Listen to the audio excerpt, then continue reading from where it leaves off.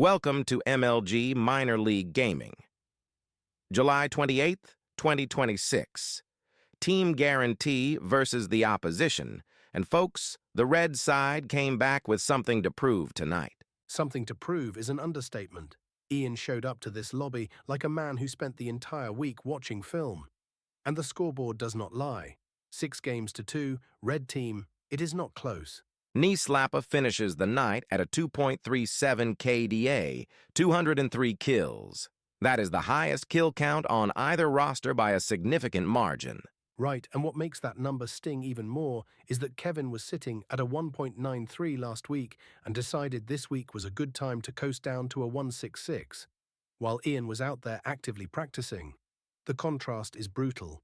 Team Guarantee came in on fumes from last session's momentum, and the opposition came in with receipts. Death by Ruru at 1.8, Genghis BNR holding steady, and even Agent Orange breathing. This was a full roster effort. We have got the highlights queued up, and they are almost exclusively red, so buckle in. This reel is going to sting a little for the Green faithful.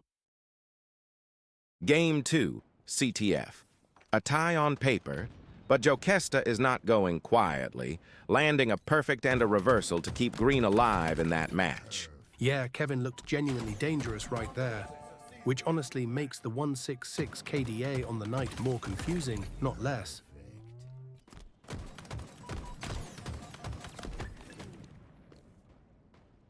Also in Game 2, Knee Slapper with a shot caller read, then a no-scope, and he seals it with the snipe medal. Ian is already making his intentions very clear from the jump. This is what a week of practice looks like, folks. He did not show up to Game 2 to feel things out. He showed up with a grocery list and he is just checking boxes. Shot caller, no scope, snipe, that is not a highlight. That is a mission statement. Game 3 oddball. Big Daddy Burka, with a double kill, fights back for the reversal and then closes the sequence with a triple kill. Matt doing what Matt does when Matt actually shows up. The wild card cashing in all at once. Triple kill on oddball night, not bad for a man whose schedule is a mystery to everyone, including himself. Still in Game 3. Death by Ruru earns the Rifleman medal, working his battle rifle with the kind of patience that wins oddball maps and makes opposing teams feel genuinely disrespected. William is out here treating every engagement like a scheduled appointment. You know exactly when he is going to fire, and somehow it still does not help you. The Rifleman medal in Game 3 of an oddball is just William reminding the lobby that he does not need chaos to operate, he just needs a sightline and a start time. Jokesta in Game 3 earns the Rifleman medal, then converts a double kill. Kevin showing flashes of what this version of Team Guarantee was supposed to look like coming into the session. See, this is the part that drives me crazy about the Green side tonight. Jokesta has the Rifleman, he has the double kill, the tools are clearly there, but a 1.66 KDA across 9 games tells you those flashes were not sustained. Last week he was nearly at 2 on the dot, and this week he spent at least half this session donating eliminations to a red team that was absolutely ready to receive them. Kevin, the vintage form exists. We just saw it. Find a way to keep it running for more than 90 seconds at a time. Halfway to victory. All drop. Outstanding. Death by Ruru with the Sneak King in Game 3. Flanks behind the entire Green formation, converts the double kill, and then lands a perfect to put a bow on it. Okay, the Sneak King on William is almost 2 on brand. An 8 PM sharp enforcer who also has the patience to wait in the shadows until the moment is exactly right. That perfect kill at the end of that sequence was not a reflex, that was a conclusion. Green had no idea he was even there, and honestly, that is the scariest part. Killing spree.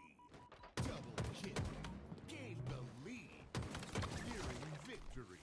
Game 3 oddball. And the automated system has flagged an objective event on Agent Orange, Peter making a play on the ball in what has been an otherwise red-dominated map. All right, I need everyone to pause for a moment because Peter, Agent Orange, 0.88 KDA on the night. 90 kills to 161 deaths. Peter went and did something on the objective. I do not know if he picked up the ball, I do not know if he protected it, but the system flagged it, and that means it happened. And we are obligated to acknowledge it. Listen, maybe the country club shuts down on Tuesdays now, and he has nothing but time to focus. Whatever it is, Peter, that is a start. A very small start, but a start. Round 1. Akko in Game 3. Back smack opens it up, chains into a double kill, then a triple kill to shut the sequence down. Rob going melee first in a 3-kill sequence is the kind of move you only attempt if you are completely disrespecting the lobby, and apparently he was. Genghis BNR in Game 3 earns the last shot medal, Derek finishing what someone else started and making sure the kill credit goes exactly where Derek decided it should go. Derek is a man who has strong opinions about how things should end. And the last shot medal is just that in medal form. He waited, he calculated, and he took the closing argument right out of somebody else's hands. That is not opportunism. That is tactics. Or at least that is what Derek would tell you. And honestly, I do not have the energy to argue with him about it. Down and not getting up. Ball dropped. Death by Ruru in Game 3. The shot caller medal, meaning William is not just executing, he is directing traffic, calling out positions, and running the red side's offense from the front. This is the part where I remind everyone that Game 3 was an oddball that ran over 20 minutes, 1,237 seconds, and William was shot calling through the entire back half of it.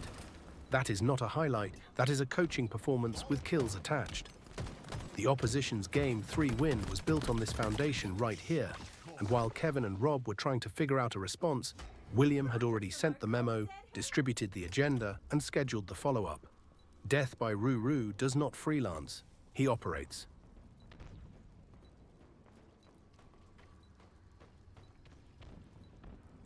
Ball dropped. Halfway to victory.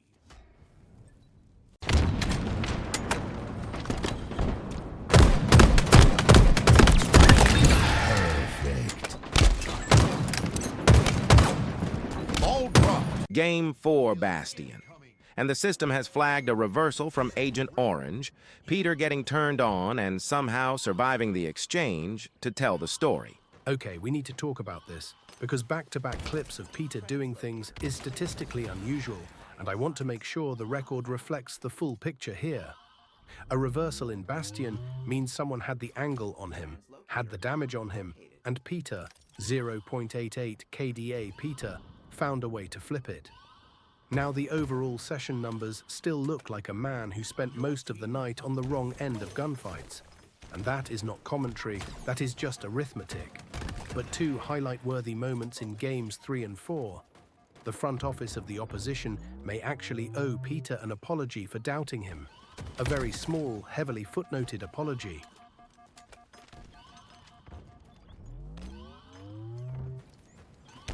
Your team scored. Big Daddy Burka in Game 4 Bastion earns the Hill Guardian medal, Matt planting himself on a control zone and racking up defensive kills to protect Team Guarantee's position. Listen, Hill Guardian Matt is a version of Matt that does not get enough credit because it does not show up on the kill feed in an obvious way. But you hold a hill in Bastion, you are controlling the game's economy, and right here, Burka is doing exactly that. The wildcard energy is usually associated with explosive plays, but this is the other side of it. Sometimes the wildcard is just the guy who refuses to move off a point, while everyone else is running around guessing. Team Guarantee needed this one, and Matt delivered it quietly. Knee slapper in Game 4 lands the Killjoy to erase a green streak, follows with a perfect, then a double kill to build his own momentum. The Killjoy is Ian saying, "No, that is not happening tonight. Not in my house. Not after the week I just had in the training lab."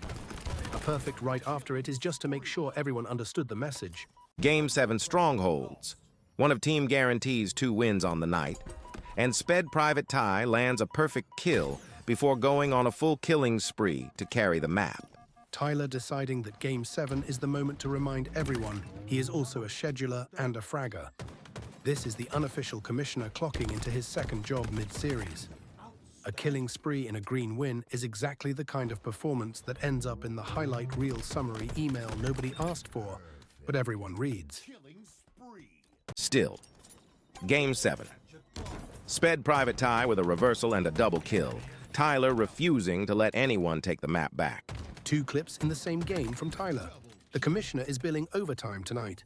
Akko in Game 7 lands a perfect and then goes on a killing spree. Rob delivering exactly the kind of consistent output that Green needed more of across this entire series. A 156 KDA across 9 games is a solid number, but when the highlight reel is pulling killing sprees from Game 7 of 9, you have to wonder. Game 8 CTF. Knee slapper with a no-scope. Converts a double kill, then lands a perfect.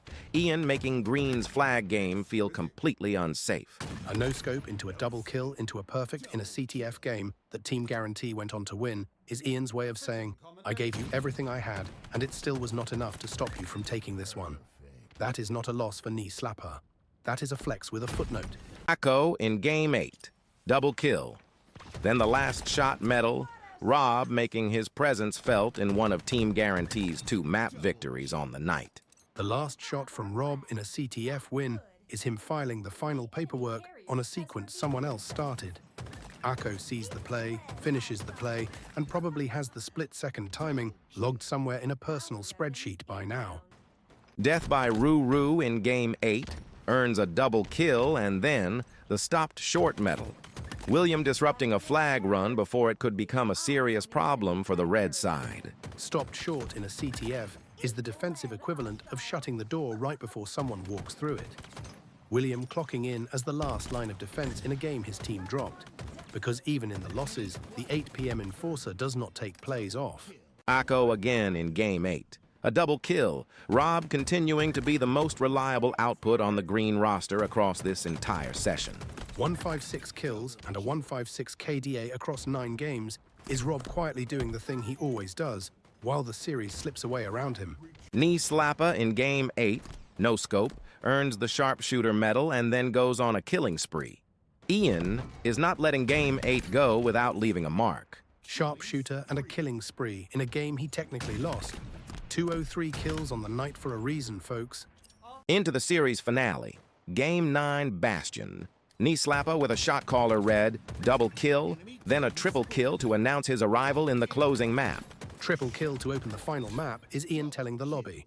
The week of practice was not a rumor, and this is the invoice. Knee slapper closing out Game 9, double kill, shot caller directing traffic one final time, and then the bodyguard medal to protect a teammate and seal the series for red.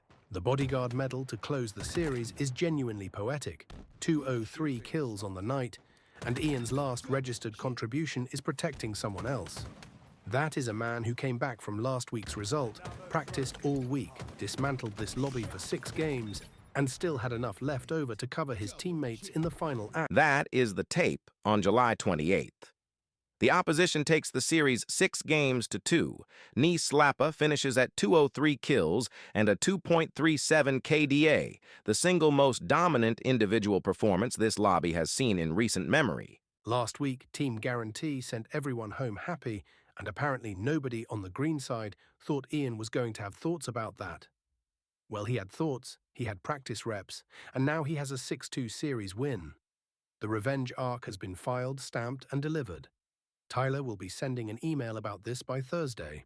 For everyone at MLG Minor League Gaming, we will see you next session. Until then, stay on the objective and somebody remind Team Guarantee that resting on your laurels is not a recovery strategy.